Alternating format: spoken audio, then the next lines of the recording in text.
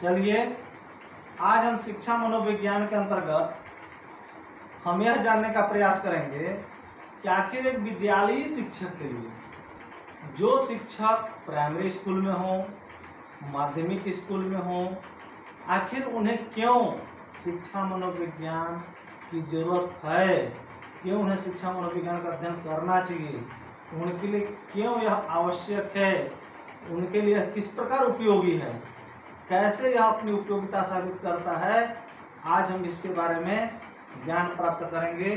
चलिए हम उसके बारे में आपको बताने जा रहे हैं कि शिक्षा मनोविज्ञान एक विद्यालयी शिक्षक के लिए किस प्रकार उपयोगी है। Utility of educational psychology for teacher in school. हम जानते हैं कि शिक्षक को और छात्र को जब कक्ष में एक दूसरे के समीप होते हैं तो सबसे बड़ी समस्या आती है कि आखिर किस प्रकार से संचालन किया जाए। क्योंकि समस्या है कि जब तक शिक्षक विभिन्न विधियों को नहीं जानेंगे, प्रविधियों को नहीं जानेंगे, तब तक वे छात्र के सामने उचित तरीके से, सम्यक तरीके से रख नहीं सकते हैं अपने सिखाने की कला को। और किस प्रकार से छात्र को जाना जाए, इन विभिन्न बातों का ज्ञान प्रदान करने का एक माध्यम शिक्षा मनोविज्ञान है। स्किनर महोदय ने कहा है, संस्कृति को समझने के लिए शिक्षकों के द्वारा छात्रों को समझने की आवश्यकता है और उन्हें छात्रों के पथ प्रदर्शकों के रूप में अपने को समझने की आवश्यकता है। इस प्रकार के अवबोध में मनोविज्ञान बहुत बड़ा योग दे सकता है। यह कथन किसका है? स्किनर महोदय का। स्किनर महोदय क्या कहते हैं कि शिक्षक को छात्रों को जानने के लिए मनोविज्ञान का सहयोग लेना ही होगा, तभी वे संस्कृति को जान पाएंगे छात्रों की मदद से और अपने आप को समझ पाएंगे।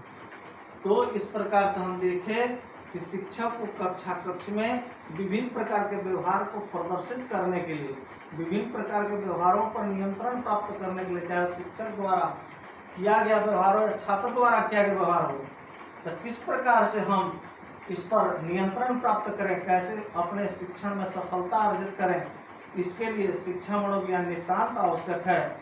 इसका अध्ययन, इसका सम्यक जानकारी हर एक शिक्षक को अवश्य होना चाहिए, तभी वह अपने शिक्षण कार्य में सफल हो सकता है, अन्यथा असंभव है वह सफल हो सके। एलिस क्रो ने इस संबंध में कहा है, शिक्षकों को अपने शिक्षण में उन मनोवैज्ञानिक सिद्धांतों का प्रयोग करने के लिए तैयार रहना चाहिए जो सफल शिक्षण एवं प्रभावशाली अधिगम के लिए अनिवार्य है। इस प्रकार से हम देखते हैं एलिस क्रो महोदय का भी मत है कि शिक्षा मनोविज्ञान की नितांत आवश्यक है, तभी वह जाकर के अधिगम जो कार्य करा रहा है छात्रों को, वो उसमें सफल हो सकता है। तो शिक्षक के लिए मनोविज्ञान की क्या उपयोगिता है, चलिए हम इसको विभिन्न बिंदुओं के माध्यम से इसको समझने का प्रयास करेंगे। Utility of psychology for teacher. तो पहला इसका उपयोग क्या है? पहला इसका उपयोग है स्वयं का ज्ञान एवं तैयारी, सेल्फ नॉलेज एंड प्रिपरेशन। शिक्षक को पहले अपने आप को जानने की जरूरत है कि हम कितना योग्य हैं, कक्ष में जाने के कितने योग्य हैं, विषय पर हमारा कितना पकड़ है, हमारा व्यवहार छात्रों के व्यवहार के अनुकूल है कि नहीं है, वे हमें कितना पसंद करेंगे, नहीं पसंद करेंगे, हमारे अंदर क्या बुराई है, क्या अच्छाई है, हम कितने विभिन्न प्रकार के जो उद्देश्यों को पूरा करने के विद्यालय की स्थापना किया गया, हम उसमें कितने सफल हैं, कितने असफल हैं, उनमें हम कितने खरे उतरते हैं, कितने में हम असफल हो सकते हैं। इसलिए शिक्षक को सबसे पहले तो अपने आप को जानना है, अपनी तैयारियों का मूल्यांकन करना है कि हम विभिन्न प्रकार के लिए कितने तैयार हैं, कितने प्रिपेयर हैं कि हम छात्रों को कक्ष में निर्देशित कर सकें, प्रेरित कर सकें। इस प्रकार से शिक्षा मनोविज्ञान शिक्षक को स्वयं का ज्ञान कराने में और उसका तैयारी कराने में एक मार्गदर्शक का कार्य करता है। इस संबंध में स्किनर ने कहा है शिक्षा मनोविज्ञान अध्यापकों की तैयारी की आधारशिला है। दूसरा इसका है पॉइंट बाल विकास का ज्ञान, नॉलेज ऑफ चाइल्ड डेवलपमेंट। हम जानते हैं बालक बर्थ से लेकर डेथ तक विभिन्न प्रकार के विकास की अवस्थाओं से गुजरता है। आखिर वह बालपन में किस प्रकार से अपने को समाज के, परिवार के लोगों के लिए अनुकूलित बना पाता है, किस प्रकार से वह विकसित कर पाता है, अपना विकास को रास्ते पर ले आता है, कैसे वह यह कार्य विभिन्न माध्यमों से कर पाता है, इसका ज्ञान अगर प्राप्त करना है तो शिक्षक को निश्चित रूप से शिक्षा मनोविज्ञान की जानकारी नितांत आवश्यक है। तीसरा है बाल स्वभाव और व्यवहार का ज्ञान, knowledge of childs nature and behaviour. Ryburn महोदय ने कहा है हमें बाल स्वभाव और व्यवहार का जितना अधिक ज्ञान होता है उतना ही अधिक प्रभावपूर्ण बालक से हमारा संबंध होता है। मनोविज्ञान हमें यह ज्ञान प्राप्त करने में सहायता दे सकती है। इस प्रकार से हमने क्या देखा, रायबर्न महोदय का मत है यह बालक के स्वभाव को अगर जानना है, उसके व्यवहार को जानना है, जो विभिन्न देश काल परिस्थितियों के अनुसार उसकी विभिन्न प्रकार का जो परिवर्तन होता है, उसका जो स्वभाव में परिवर्तन होता है, उसके व्यवहार में परिवर्तन होता है, इस प्रकार से अगर उसकी विभिन्न गतिविधियों का अगर आपको जानकारी प्राप्त करना है, जानना है, तो आपको शिक्षा मनोविज्ञान जानना होगा। एक शिक्षक को बाल स्वभाव व्यवहार का ज्ञान प्राप्त करने के लिए शिक्षा मनोविज्ञान नितांत आवश्यक है, नितांत उपयोगी है। चौथा है बालकों का चरित्र निर्माण, कैरेक्टर डेवलपमेंट ऑफ चाइल्ड। अगर हम बालक के अंदर नैतिक जीवन का निर्माण कराना चाहते हैं, समाज राष्ट्र का अनुकूल जीवन का निर्माण कराना चाहते हैं, एक उचित मार्गदर्शक वाला बालक तैयार कराना चाहते हैं, तो शिक्षक को इसके लिए शिक्षा मनोविज्ञान के शरण में जाना होगा। तभी वह पता चलेगा कि किन शिक्षण विधियों की मदद से बालक में वह चरित्र निर्माण करा सकता है, उसे क्या क्या कार्य कराना चाहिए। इस प्रकार के विधियों की जानकारी प्राप्त करने के लिए यह शिक्षा मनोविज्ञान ही है जो यह मार्गदर्शित करता है। अगला है बालकों का ज्ञान, knowledge of children. Douglas Holland महोदय का मत है शिक्षा मनोविज्ञान का संबंध छात्रों के अध्ययन से है। अतः यह उन व्यक्तियों के ज्ञान का महत्वपूर्ण अंग होता है जो शिक्षण कार्य करना चाहते हैं। तो हमने डगलस एवं हॉलैंड का मत को देखा।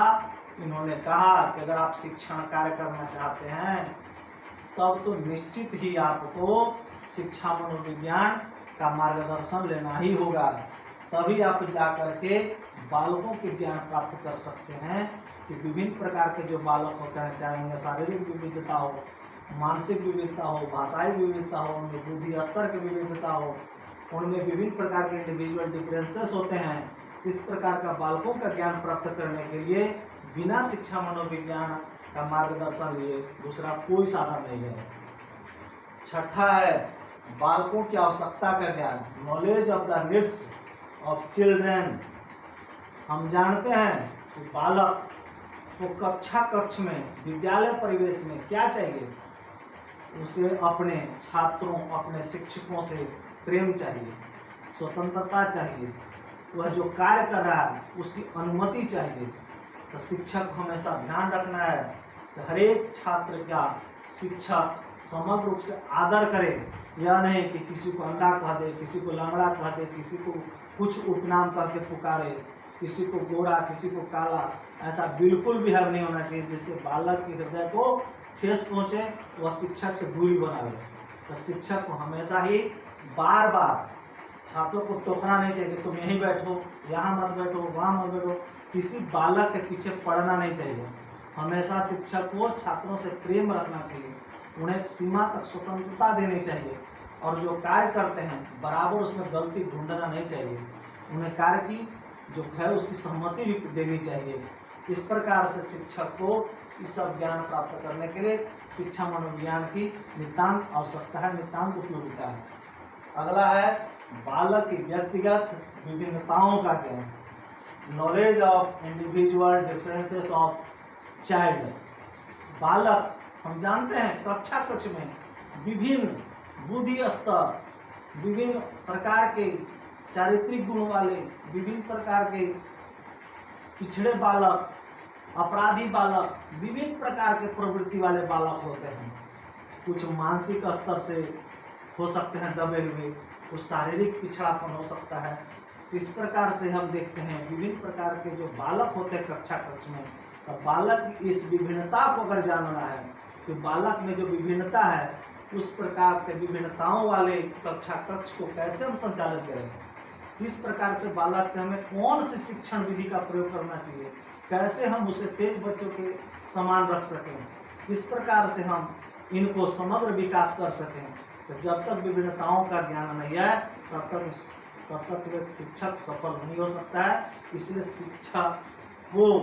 शिक्षा को बिना शिक्षा मनोविज्ञान के ज्ञान के अध्ययन के, बिना इसका उपयोग किए वह बालक की व्यक्तिगत विभिन्नताओं का ज्ञान प्राप्त नहीं कर सकता है। इसलिए शिक्षा मनोविज्ञान की नितांत उपयोगिता है। अगला है बालकों की मूल प्रवृत्तियों का ज्ञान, नॉलेज ऑफ चिल्ड्रन इंस्टिंक्ट।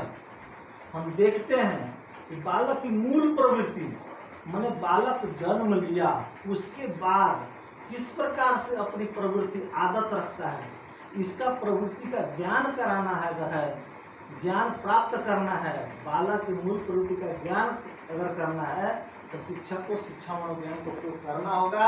इस संबंध में मैकडूगल महोदय ने कहा है, मूल प्रवृत्तियां संपूर्ण मानव व्यवहार की चालक हैं। अगला है 9वां पॉइंट, बालकों के व्यक्तित्व का सर्वांगीण विकास, all round development of personalities of the child. अगर बालक के व्यक्तित्व का सर्वांगीण विकास करना है, क्योंकि शिक्षा का महत्वपूर्ण उद्देश्य है कि बालक का सर्वांगीण विकास हो, तो अगर बालक का सर्वांगीण विकास करना है तो उसके लिए आपको जिन जिन शिक्षण विधियों की जरूरत है, प्रविधियों की जरूरत है, युक्तियों की जरूरत है, इस प्रकार के शिक्षण युक्ति, प्रविधि, विधि की जानकारी आपको एकमात्र शिक्षा मनोविज्ञान का उपयोग करने से ही आपको मिल सकता है। तभी आप जाकर के बालक के व्यक्तित्व का सर्वांगीण विकास कर सकते हैं। अगला है कक्षा की समस्याओं का समाधान, solving of the problems of classroom. Professor Suresh Bhatnagar ने कहा है, शिक्षा मनोविज्ञान शिक्षक की कक्षागत समस्याओं के मूल कारण समझने तथा समस्या समाधान के अवसर प्रदान करता है। भटनागर साहब ने सच ही कहा, क्योंकि अगर शिक्षक को कक्षा में आने वाली समस्याओं, वह विभिन्न प्रकार के आयु स्तर के बालकों के साथ विभिन्न प्रकार की अलग अलग समस्याएं आती है, इन समस्याओं को अगर जानना है उन्हें शिक्षा मनोविज्ञान का सहारा लेना पड़ेगा। उसके सिद्धांतों, उसके विधियों को हमें जानना होगा, समझना होगा, तभी हम जाकर के कक्षा कक्ष की समस्याओं का निदान कर सकते हैं।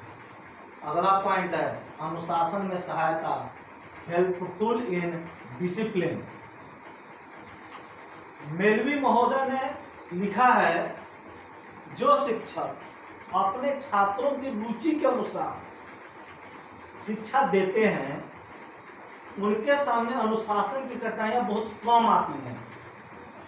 जब हम पाठ्यक्रम, शिक्षण विधियां और शिक्षण सामग्री में सुधार करते हैं तब हम अनुशासन की समस्याओं का पर्याप्त समाधान कर देते हैं या उनका अंत कर देते हैं। तो हमने देखा कि अगर अनुशासन में अगर आपको सहायता चाहिए कि हम किस कक्षा कक्ष में जो विभिन्न आयु वर्ग के बालक हैं, क्लास 1 में होंगे तो अलग आयु वर्ग के बालक होंगे, 12वीं में होंगे तो अलग आयु वर्ग के बालक होंगे, क्लास 8 में होंगे तो अलग आयु वर्ग के बालक होंगे। तो विभिन्न आयु वर्ग के बालक में विभिन्न प्रकार के अनुशासन संबंधी समस्याएं आती हैं, उसमें अगर आपको सहायता मिल सकता है अनुशासन बनाए रखने में, आपको शिक्षा मनोविज्ञान के ही द्वारा मिल सकता है, अन्य कोई साधन नहीं है। अगला है उपयोगी पाठ्यक्रम का निर्माण, कंस्ट्रक्शन ऑफ यूजफुल करिकुलम। तो हम देखते हैं कि विभिन्न आयु वर्ग के जो बालक होते हैं उनमें विभिन्न प्रकार की मानसिक व्यक्तिगत विभिन्नताएं होती हैं, शारीरिक चारित्रिक विभिन्नताएं होती हैं, विभिन्न प्रकार के वे आर्थिक पृष्ठभूमियों से आते हैं। तो हमें किस आयु वर्ग के बालक के लिए, किस अवस्था के बालक के लिए हमें क्या पाठ्यक्रम का निर्माण करना चाहिए कि हम उसको उचित मार्गदर्शन, सम्यक विकास दे सकते हैं, छात्रों का सम्यक विकास कर सकते हैं। इस प्रकार से उपयोगी पाठ्यक्रम का निर्माण करने के लिए शिक्षा मनोविज्ञान की ही उपयोगिता है। बिना शिक्षा मनोविज्ञान का मदद लिए हम उपयोगी पाठ्यक्रम का निर्माण नहीं कर सकते हैं। स्किनर महोदय ने इस संबंध में कहा है, उपयोगी पाठ्यक्रम बालकों के विकास, व्यक्तिगत विभिन्नताओं, प्रेरणा मूल्यों और सीखने के सिद्धांतों के अनुसार मनोविज्ञान पर आधारित होना आवश्यक है।